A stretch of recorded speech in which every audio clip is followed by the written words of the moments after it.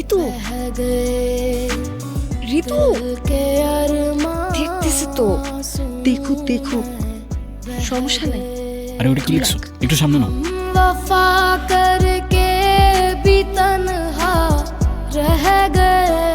Sir, Salman ঋতুর খাতা copy করছে। না স্যার, ওই একটু দেখছিলাম জাস্ট, আর দেখবো না স্যার। দেখো সালমান, এক্ষুনি বের হয়ে যাও।